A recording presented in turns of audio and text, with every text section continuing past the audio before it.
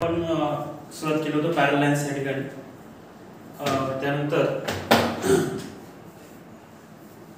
आपण प्रारंभ केला होता या ठिकाणी इंटर अँगल्स थेरमच्या ठिकाणी पण पाहिला होता. म्हणजे काय पाहिलं होतं या ठिकाणी, समजा दोन पॅरल लाईन्स आहेत, ओके, आणि त्या दोन पॅरल लाईन्सला एक आपण ट्रान्सव्हर्सल काढली, ओके. समजा ए बी सी, ओके, हे पॅरल लाईन्स आहेत समजा, आणि एक्स वाय पी किंवा असे काहीतरी आपण इंटर अँगल्स घेतले समजा. तर आपण सिद्ध केलं होतं की जर दोन समांतर रेषा असतील आणि त्यांना एक छेदीकडे छेदला असेल तर तयार होणारे जे काही इंटर अँगलचे पेअर्स आहेत ते एकमेकाचे सप्लिमेंटरी असतात. म्हणजे काय, त्या दोघांची बेरीज जर आपण या ठिकाणी घेतलं तर त्यांची बेरीज या ठिकाणी 180. म्हणजे या ठिकाणी angle X plus angle Y is equal to 180 degree. कारण का एक्स आणि वाय एकमेकांचे काय येतात, इंटेरियर अँगल्स आहेत. आपण पहिल्या तासिकेपासून शिकत आलेलो आहोत, बरोबर आहे ना. कशाला म्हणतात इंटर अँगल, एक्स आणि कसं काय म्हणतात माहित नाही, ओके. चला, तर एक्स आणि वाय, त्यानंतर angle P plus angle Q is equal to 180. कारण का एका सेगमेंटवरती तयार होणाऱ्या कोणाला आपण पॅरललच्या भेटींमध्ये एका सेगमेंटवरती तयार होणाऱ्या अँगलला आपण इंटर अँगल्स म्हणतो. आणि यांची मापा काढून जर आपण यांची बेरीज केली तर 180 भेटते. आणि इकडे दोन अँगल आहेत ते एकमेकाचे इंटर आहेत, पी आणि क्यू, त्यांची बेरीज केली तर काय त्या ठिकाणी 180 असते. हे आपण थेरम सिद्ध करून या ठिकाणी दाखवला होता बोर्डावरती. हा थेरम पूर्ण झाला होता आणि त्यात तो थेरम आपण इनडायरेक्ट प्रूफ या ठिकाणी सिद्ध केला होता. म्हणजे डायरेक्ट प्रूफ नाही केला होता, इनडायरेक्ट केला होता. इनडायरेक्ट म्हणजे दिलेल्या स्टेटमेंटच्या विरोधामध्ये जाऊन तो थेरम प्रूफ करण्याचा प्रयत्न करण्याला इनडायरेक्ट प्रूफ असे म्हणतात, ओके. तर आता आपण आज दोन थेरम पाहणार आहोत छोटे छोटे, ओके. याचा यूज करून, या प्रॉपर्टीचा यूज करून, इंटर अँगलचा यूज करून या ठिकाणी आपण दोन थेरम या ठिकाणी यूज करून पाहणार आहोत. तर पहिला पाहूया आपण theorem of corresponding angles.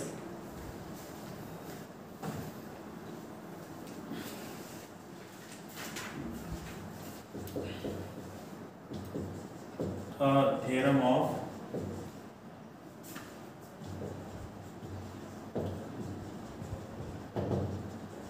corresponding angles.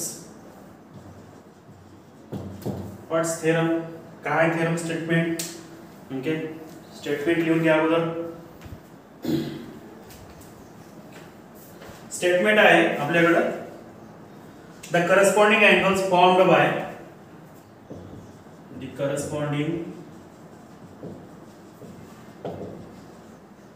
angle formed by, कशामुळे formed, a transversal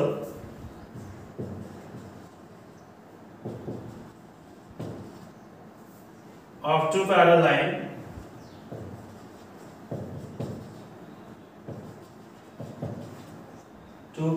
lines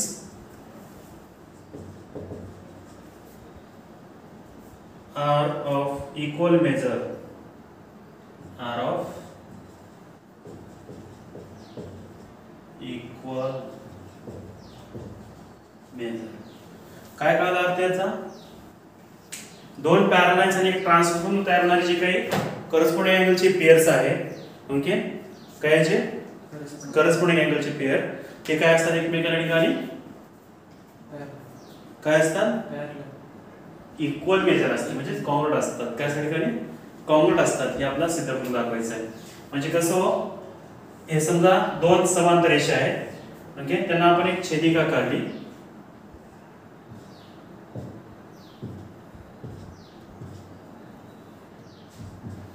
okay. समजा एल एम एन, दोन एल आणि एम हे पॅरलल लाईन्स आहेत आणि त्यांना एक ट्रान्सव्हर्सल काढली म्हणजे छेदिका काढली आपण, दोन्ही रेषेला छेदून जाते. तर या ठिकाणी करस्पॉन्डिंग अँगलचे खूप काही पेअर तयार होतात, A B C D E F G H वगैरे असे एवढे. ते अँगल ए आणि जी, नंतर बी आणि ए आणि ई, बी आणि जी, डी आणि एफ, सी आणि एच हे एकमेकांचे करस्पॉन्डिंग अँगल आहेत. आपण पहिल्या तासिकेमध्ये सांगितलं होतं, ओके. ए ई ओके बी जी म्हणजे इथल्या रेषेचा वरचा कोन इथल्या रेषेचा वरचा कोन नंतर ह्या रेषेचा खालचा कोन ह्या रेषेचा खालचा कोन म्हणजे इथल्या रेषेचा वरचा कोन डी आणि इथल्या रेषेचा वरचा एफ इथल्या रेषेचा खालचा सी आणि इथल्या रेषेचा खालचा एच ओके तर अशा प्रकारे आपण या ठिकाणी अँगल तयार केलेले आहे ओके तर मग आता ठिकाणी एकमेकाचे करस्पॉन्डिंग अँगल असतात हे आपल्याला काय करायचं आहे सिद्ध करून दाखवायचं आहे काय करायचं ठिकाणी सिद्ध करून दाखवायचं आहे की यांचं मेजर काय त्या ठिकाणी काय येते इक्वल येते ओके समान येते हे आपल्याला सिद्ध करून दाखवायचं आहे तर कसं दाखवणार मग बोला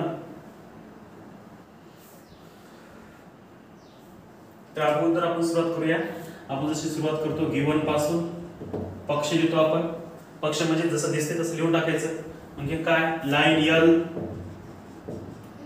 अँड लाईन दुसरी कोणती आहे एम काय आहे का किंवा इथे लिहून टाकून line L parallel line M and line L is transversal झालं का पक्ष संपला आपला मग सिद्ध काय करायचं आपला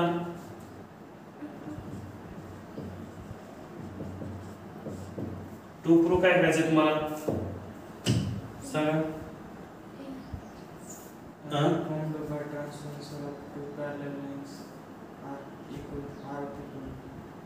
काय करायचं आपला corresponding angle formed by transversal corresponding angles formed by transversal okay म्हणजे या ठिकाणी आपण हे एकच दाखवू जोडी बाकीचं मग similarly you can prove all angles okay to prove मध्ये काय करतो आपण ठिकाणी एवढेच एकच लिहूया okay angle A congruent angle E okay अशा जर काढायचे म्हणजे किती जोड्या होतात चार जोड्या होतात इथं okay angle B congruent angle G त्यानंतर अँगल डी कॉन्ग्रंट अँगल त्यानंतर चौथा angle C congruent angle H पुढे होतात आपण एक सिद्ध केलं म्हणजे बाकी ऑटोमॅटिक होतं त्याला काय अडचण जाणार नाही मग आता काय गिवन झाला टू प्रूफ झाला आता प्रूफ ओके सिद्धतला आपण ठिकाणी सुरुवात करणार आहोत तर सिद्धला आपण डायरेक्ट पहिलेच वाक्य लिहूया या ठिकाणी angle A plus angle D okay angle A plus angle D is equal to 180 why a angle in linear pair right okay याला एक नंबर नाव देऊन टाकू आपण ओके अँड नेक्स्ट दुसरं अँगल हे दोन घेऊन टाकू आपण खालच्या थेरम नुसार B plus E angle B plus angle E sorry इथं आपण डी च्या ऐवजी बी घेऊ का चालते हे पण लिनियर पेअर आहे ना ओके डी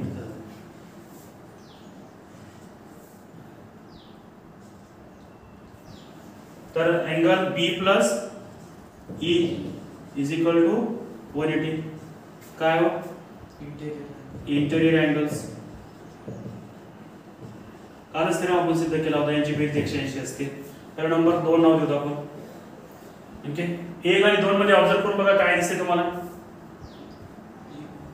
दोन्ही साइड इक्वल आहे ओके म्हणजे यांच्या आरएचएस काय ठिकाणी इक्वल आहे जर आरएचएस इक्वल असता आपण एलएचएस इक्वल मानू शकतो ओके म्हणजे याचे वजन 5 किलोचं आहे याचे वजन 5 किलोचं आहे ओके मग हेच आपण दोन एका हे दरवाजा ठेवला आणि हे पण दरवाजा ठेवला तर त्याचं बॅलन्सिंग जे काय इक्वलच असतो दगड ठेवायची काय आवश्यकता आहे का तुम्हाला नाही ओके म्हणून एका पार्ट्यामध्ये आपण हे टाकलं तराजूच्या अँगल ए प्लस अँगल बी आणि दुसऱ्या पार्ट्यामध्ये 180 चा दगड टाकायचे दोन्ही 180 बरोबर आहेत म्हणून दुसऱ्या पार्ट्यामध्ये काय केलं आपण त्याच मापाचं दुसरं काय टाकलं angle B plus angle E okay B B we get cancel मग angle A is equal to angle okay hence proof हेच प्रूफ करायचं होतं आपलं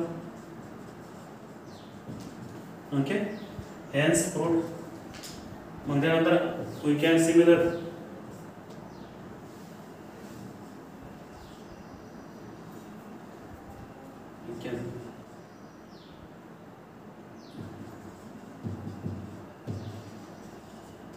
सिमिलरली बाकीची कंडिशन घेऊन टाकायचं त्याचं काय टेन्शन नाही. Angle B congruent angle G, त्यानंतर 3 नंबरला angle D congruent angle F,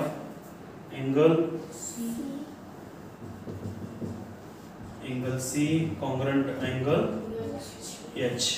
okay, एवढं लिहून कधी पण थेरम सोडत असताना, कारण की यावर्षी तुम्हाला नवा वर्ग म्हणजे प्रथम वर्ष आहे, थेरम हे कन्सेप्ट अशा प्रकारचे गणित सोडून तुम्हाला सराव नाहीये, हे तुमच्यासाठी नवीन आहे, बरोबर आहे ना. काय असे फॉर्मॅट असतात, अगोदर प्रूफ लिहावं लागते, प्रूफ, मग कन्स्ट्रक्शन, मग प्रूफ, मग शेवटी काय, शेवटी अजून अर्ध्या मार्काला एवढे केलं तुम्हाला आउट ऑफ मार्क भेटत नाही शेवटी, कारण का स्टेटमेंट तुम्हाला एक्झाम मध्ये दिला असतो पेपरमध्ये, तुम्ही स्टार्टिंगला लिहिण्याची आवश्यकता नाहीये. ओके, ज्यावेळेस तुम्ही एक्झाम मध्ये सोडवता थेरम आणि ज्यावेळेस तुम्हाला प्रूव्ह दॅट म्हणून येते, तर हा जो काय स्टेटमेंट आहे पहिला, हा स्टेटमेंट तुम्हाला परीक्षेमध्ये काय त्या ठिकाणी पेपरमध्ये येतो, बरोबर आहे ना. तर हा तुम्ही स्टार्टिंगला लिहिण्याची आवश्यकता नाही, तर मार्क भेटणार नाही तुम्हाला.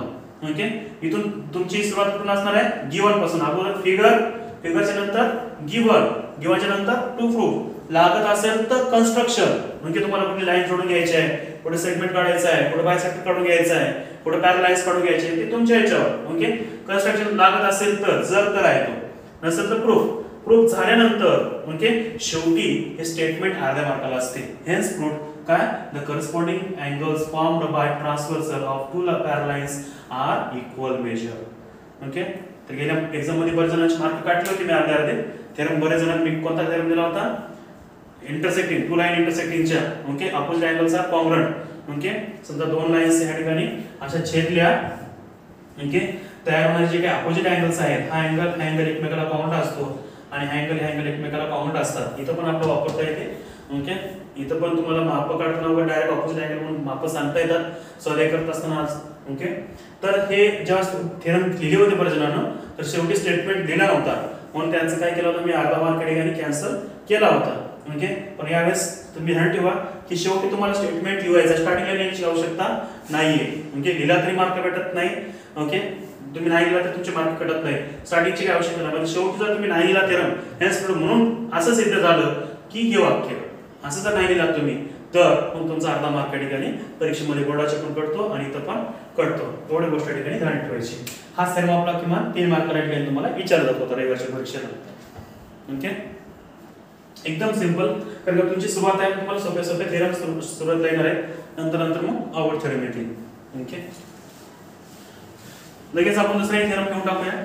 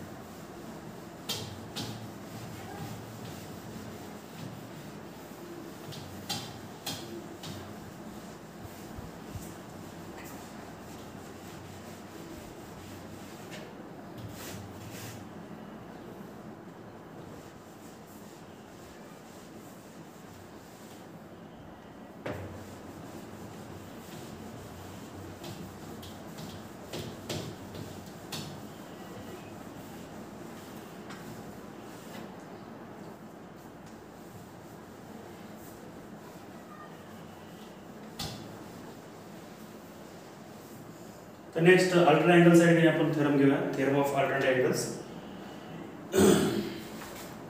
हे पण तेच आहे थेरम, फक्त त्या करस्पॉन्डिंगच्या ऐवजी अल्टरनेट अँगल हा शब्द घुसेल त्याच्यामध्ये. थेरम ऑफ अल्टरनेट अँगल, इतकं कोणाचा प्रमेय काय theorem, the alternate angles formed alternate angle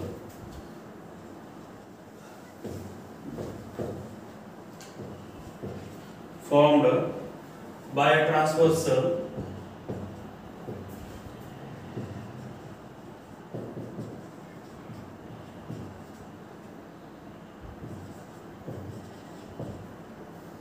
of two parallels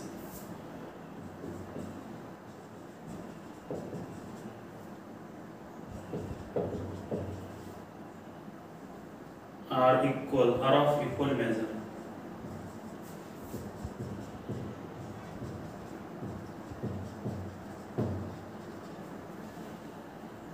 Are of equal measures म्हणजे समान मापाचे असतात.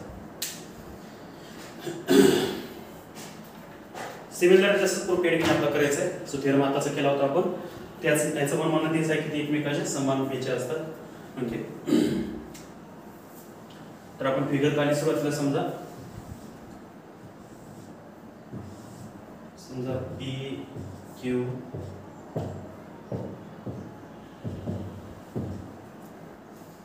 ए बी सी डी. ओके, तर अगोदर टेबल मध्ये काय लिहिणार आहोत?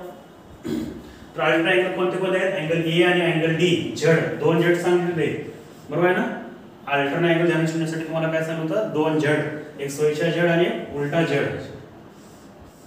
ओके, हा इथला अँगल्स आणि इथला अँगल एकमेकाचे अल्टरनेट अँगल्स. नंतर इथला अँगल आणि इथला अँगल एकमेकाचे अल्टरनेट अँगल्स तयार होतात बरोबर आहे ना. हे पहिला झेड. ओके, तर इथला अँगल आणि इथला अँगल. त्यानंतर दुसरा हा आणि हा एकमेकाचे अल्टरनेट अँगल्स तयार होतात. तर हे एकमेकाला कॉन्ग्रुएंट असतात हे आपल्याला सिद्ध करून दाखवायचं आहे. एकमेकाचे इक्वल मेजर मध्ये येतात हे आपल्याला सिद्ध करून दाखवायचं आहे. ओके, तर सर्वप्रथम या ठिकाणी आपण Q1 लिहूया, पक्ष. ओके, पक्षामध्ये लिहा. फिगर मध्ये काय दिसतं मला?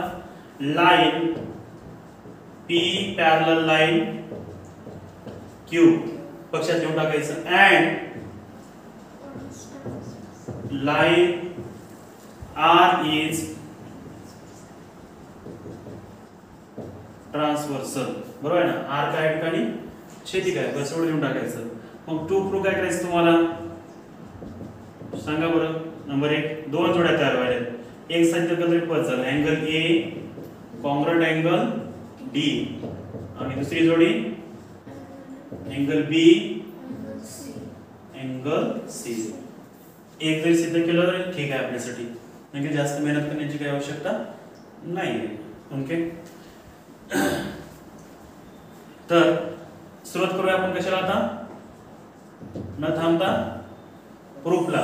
ओके, काय प्रूफ आहे आपलं? इथं पण आपण एल ने सुरुवात करू, टेन्शन लेणे काय. Okay, angle A plus angle B is equal to 180. काय म्हणायला?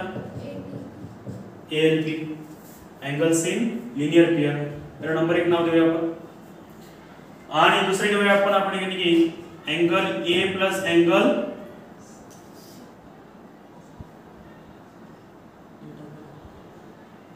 चालते कोणते बी प्लस डी घ्या किंवा ए प्लस सी घ्या. ओके, तर B is equal to C येते, त्याचं काय अडचण नाही. अँगल ए प्लस अँगल कोणता? C is equal to 180. काय लिहिणार? Interior angles. इंटेरियर अँगल अंतर कोनाचा गुणधर्म. याला नंबर 2 नाव देऊ आपण. Okay, from 1 and 2.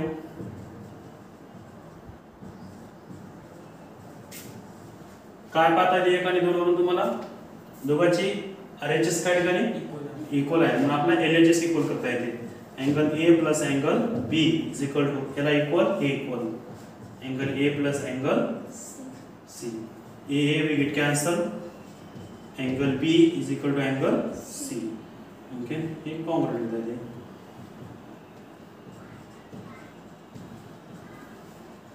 hence proved angle B congruent angle C. Okay, हे दोन एकमेकाला काय ठिकाणी कॉन्ग्रुएंट आहे असं ठिकाणी आपल्याला लिहून टाकता येते.